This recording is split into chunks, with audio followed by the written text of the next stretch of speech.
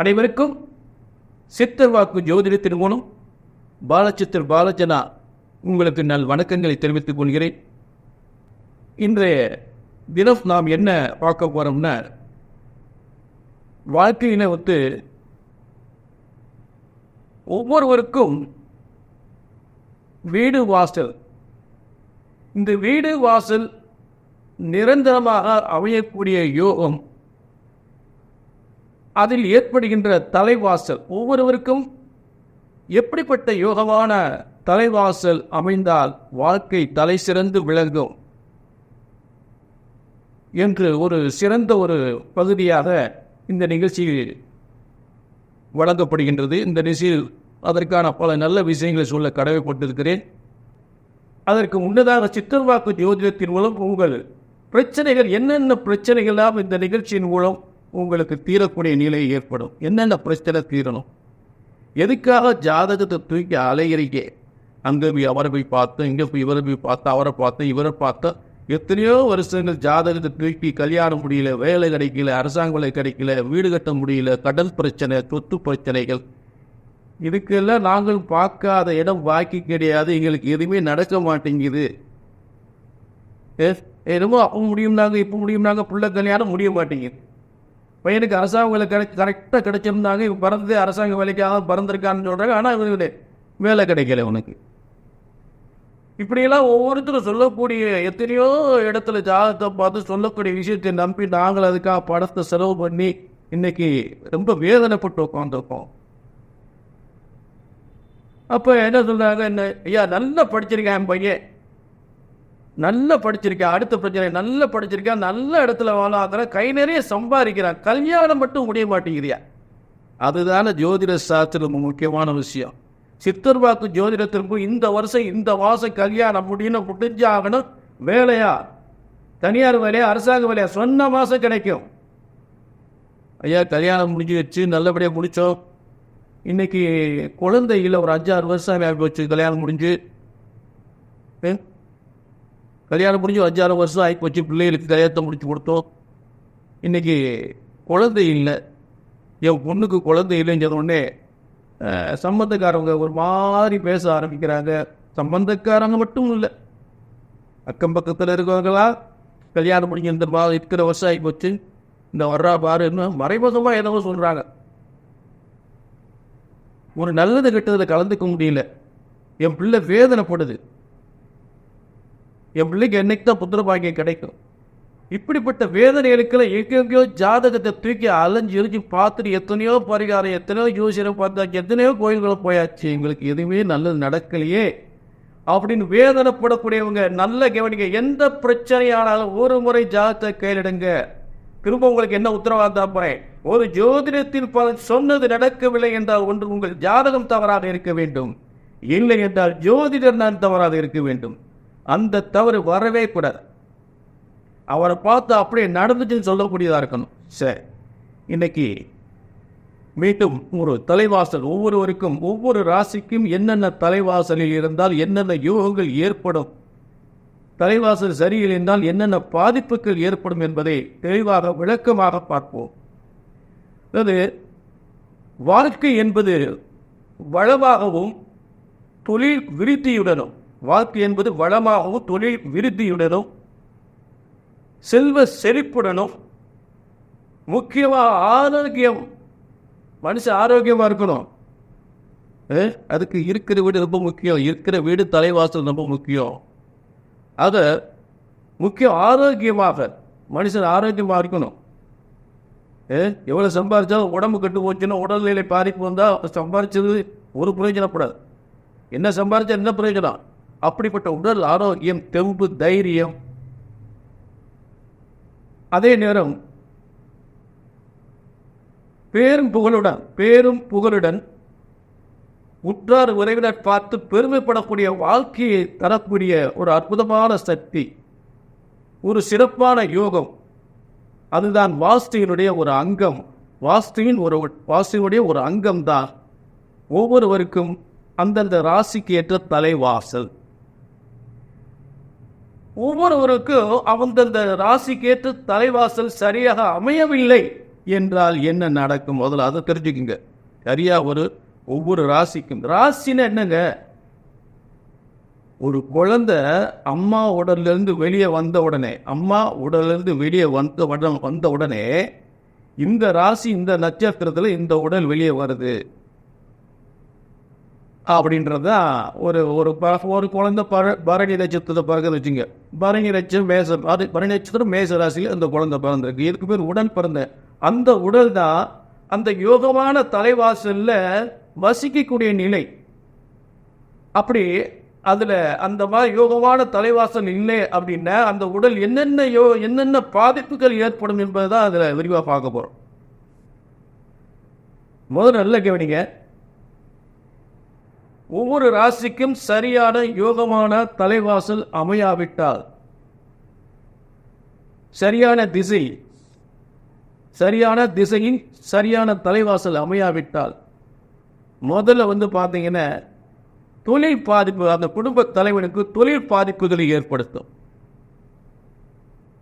தொழில் பாதிப்புகள் ஏற்படுத்தியது மட்டுமல்லாமல் கடன் பிரச்சனைகளை அதிகப்படுத்திக்கிட்டு இருக்கு. கடன் பிரச்சனை அதிகப்படும், தொழில் பாதிப்பு, கடன் பிரச்சனைகளை ஏற்படுத்தும். அதே போல வேலை, ஒரு சொந்த தொழில் பார்க்கக்கூடியவங்களுக்கு இந்த மாதிரி வேலை உத்தியோகம் பார்க்க ஒரு நல்ல வேலை கிடைக்காது.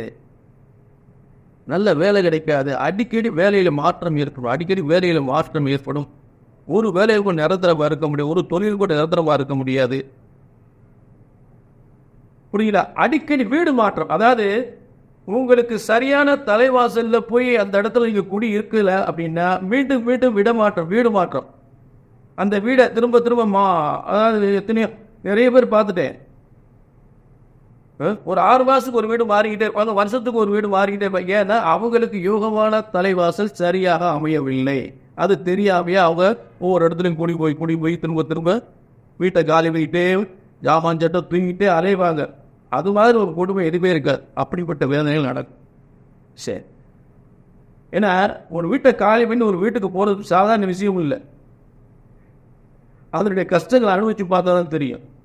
சரி, இதெல்லாம் ஏற்படும். அடுத்து பிள்ளைகளுக்கு முதல்ல கல்வியில தடைகள் ஏற்படுத்தும்.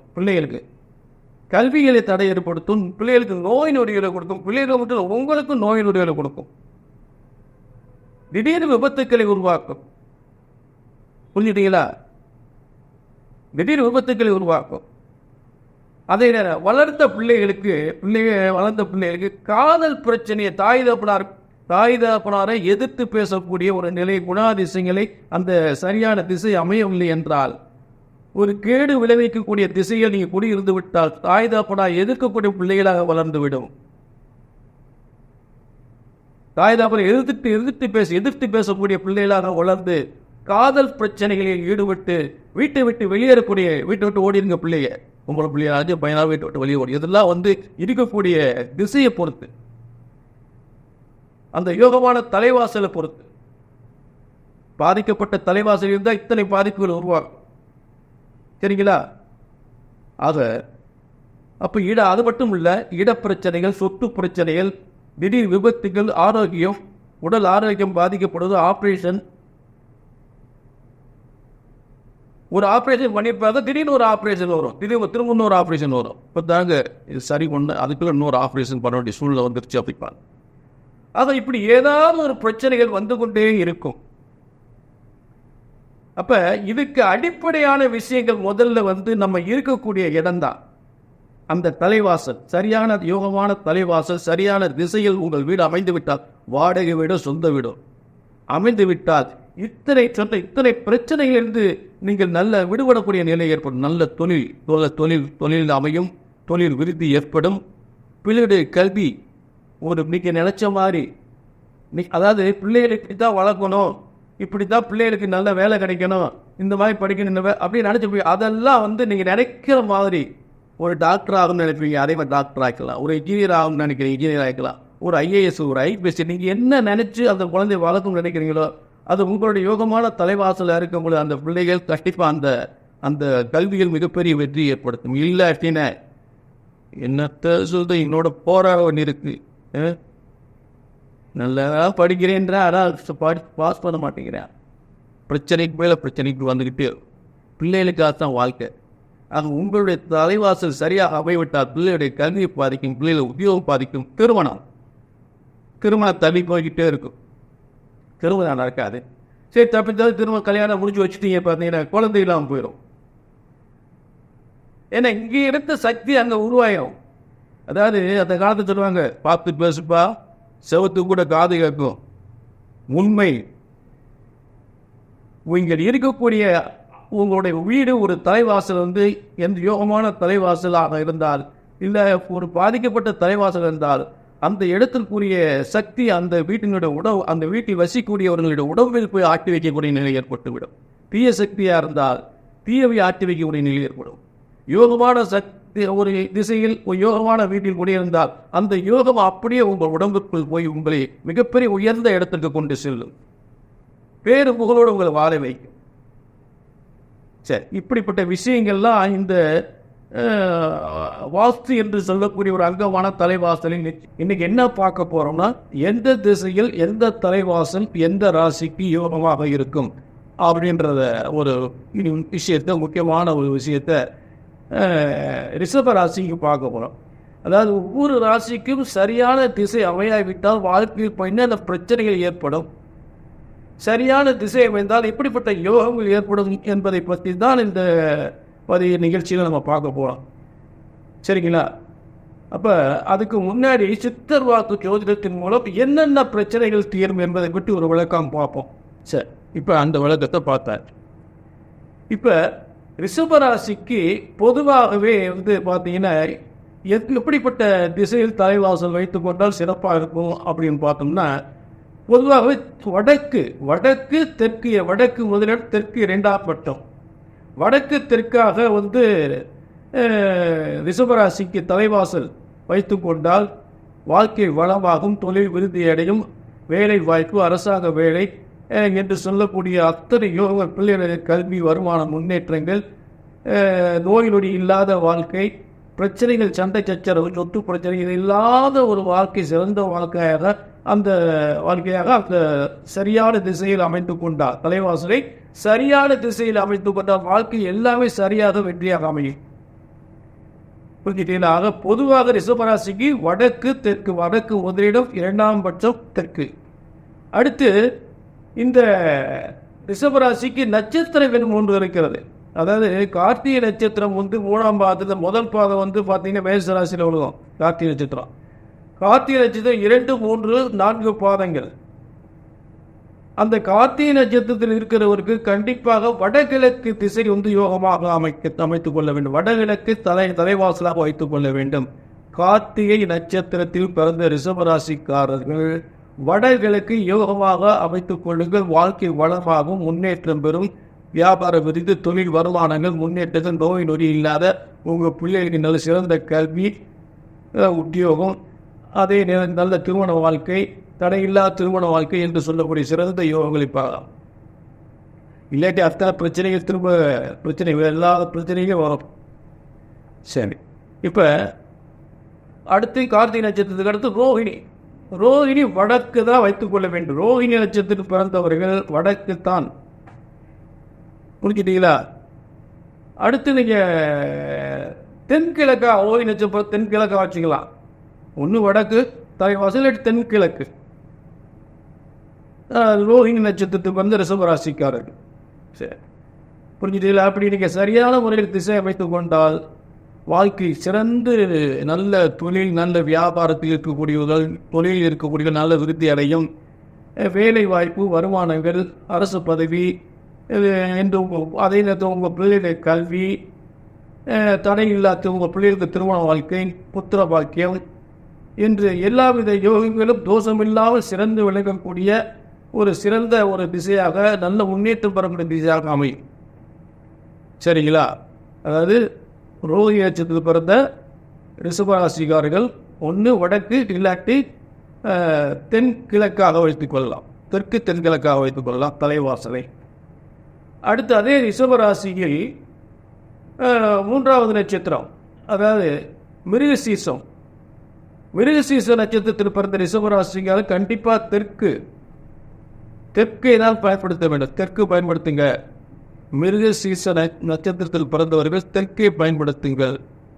தெற்கு தலைவாசலாக பயன்படுத்துங்கள். வாழ்க்கை வளமாக தலைதழையாய் தலைத்தில் இருக்கும் வம்சம் வாழையடி வாழையாக விருத்தி அடையும். வியாபார விருத்தி, வருமான விருத்தி, தொழில் விருத்தி என்று சொல்லக்கூடிய உங்கள் பிள்ளைகளுடைய கல்வி, உங்கள் பிள்ளைகளுக்கு அரசாங்க உத்தியோகம், உங்களுடைய தொழில், உங்களுடைய அரசாங்க உத்தியோகம், அதே நேரத்தில் புத்திர பாக்கியம், புத்திர தோஷம் இல்லாத புத்திர பாக்கியம், திருமண தடை இல்லாத நல்ல திருமண வாழ்க்கை, உங்கள் பிள்ளைகளுக்கு திருமண வாழ்க்கை, உங்கள் பிள்ளைகளுக்கு வம்சத்தை உறுதி செய்யக்கூடிய ஒரு புத்திர பாக்கியம், இல்லாட்டி எல்லாமே பாதிக்கும். புரிஞ்சுட்டீங்களா? எல்லா வித யோகங்களும் அந்த வீடு சரியாக அமையலைன்னா வாழ்க்கையில் எல்லா வித பாதிப்புகளே பிடிக்கும். அந்த திசை சரியாக அமைத்து கொள்ளாவிட்டால் மிகப்பெரிய பாதிப்புகளை ஏற்படுத்தும். கவனமாக அந்த யோகமான திசை அமைத்து கொண்டால் எல்லாமே தொடர்ந்து வெற்றிகளாக அமையும். சரிங்களா? இப்போ நம்ம கார்த்திகை நட்சத்திரத்துக்கு பார்த்தாச்சு, ரோகிணி நட்சத்திரத்துக்கு பார்த்தாச்சு, சரி, மிருக சீசத்துக்கு பார்த்தாச்சு. சரிங்களா? அதப்போ இந்த நான் சொல்லக்கூடிய வாஸ்து திசைகள், வாஸ்து சம்பந்தப்பட்ட உங்கள் தலைவாஸ்து சம்பந்தப்பட்ட திசைகள் ஏதாவது சந்தேகம் இருந்து உங்களுக்கு ஏதாவது பாதிப்புகள் இருந்தால் கீழே ஒரு நம்பரை தொடர்பு கொள்ளுங்கள். கீழே ஒரு அப்பாயின்மெண்ட் வாங்கிக்கோங்க. உங்கள் பிரச்சனைகள் எதுவாக இருந்தாலும், எந்த பிரச்சனைக்காக ஜாதகத்தை எடுத்துகிட்டு அங்கே போய் பார்த்தேன் இங்கே போய் பார்த்தேன் எல்லா இடத்துலையும் பார்த்து ஒன்றுமே நடக்கலைன்ற வேதனை போடுறீங்களோ கண்டிப்பாக ஒரு முறை ஜாதகத்தை கையில் எடுங்க. சரிங்களா? கீழே நம்ம அப்பாயின்மெண்ட் நோட் பண்ணிக்க, முன்பதிவு பண்ணிட்டு வாங்க. நன்றி, வணக்கம். இப்போ உங்களுக்கு உங்களுடைய குடியிருக்கிற வீட்டில் ஏதாவது பிரச்சனையா, உங்களுடைய வாஸ்து பிரச்சனைகளா, இல்லை உங்களுக்கு செய்கிற தொழில் பிரச்சனையா, தொழில் நட்டமாக இருக்கா, தொழில் விருத்தி இல்லாமல் இருக்கா, இல்லை உங்கள் பிள்ளைகளுக்கோ உங்களுக்கு நல்ல வேலை இல்லையா, அரசாங்க வேலை கிடைக்க முயற்சி பண்ணுறீங்களா, முயற்சி பண்ணி கிடைக்காம இருக்கா, கல்யாணம் எத்தனை வருஷம் பொண்ணு பார்க்குறீங்க, எத்தனை வருஷம் மாப்பிள்ளை பார்க்குறீங்க, கல்யாணம் முடியாமல் இருக்கா, கல்யாணம் முடிஞ்சு எத்தனை வருஷம் குழந்தை இல்லாமல் இருக்கீங்க, சொந்த வீட்டு பிரச்சனைகள் இருக்கா, பூர்வீக சொத்து பிரச்சனைகள் இருக்கா, அதே நேரத்தில் ஏதாவது வீட்டில் செய்வன கோளாறு, கலகங்கள், கணவன் மனை பிரச்சனைகள், இங்கே அத்தனைக்கு நாங்களும் பார்க்காத இடம் பாக்கி கிடையாது, எங்களுக்கு எதுவுமே நடக்க மாட்டேங்குது, நல்லது நடக்க மாட்டேங்குது அப்படின்னு நினச்சிங்கன்னா கீழே நம்பருக்கு ஒரு அப்பாயின்மெண்ட் வாங்கிக்கிங்க. கண்டிப்பாக எந்த பிரச்சனைக்காக, எந்த பிரச்சனை எனக்கு இந்த வருஷம் பூரா இருக்குங்க தெரியவே மாட்டேங்குது அப்படி நினைக்கக்கூடியவங்க ஒரு முறை ஜாதகத்தை கேளுங்க. திரும்ப சொல்லுங்க, ஒரு ஜோதிடத்தின் பலன் சொன்னது நடக்கவில்லை என்றால் ஒன்று உங்கள் ஜாதகம் தவறாக இருக்க வேண்டும், இல்லை என்றால் ஜோதிடர் நான் தவறாக இருக்க வேண்டும். அந்த தவறு வந்துவிடக்கூடாது. ஒரு முறை ஜாதகத்தை கையில் தூக்கியாச்சுன்னா சொன்னது நடக்கும், நடந்தே ஆகும், நடந்தே தீரும் என்ற உறுதி உத்தரவாதத்தோடு மீண்டும் ஒரு நல்ல நிகழ்ச்சி சந்திக்கும் வரை உங்களிடமிருந்து விடைபெறுகிறேன். நன்றி, வணக்கம்.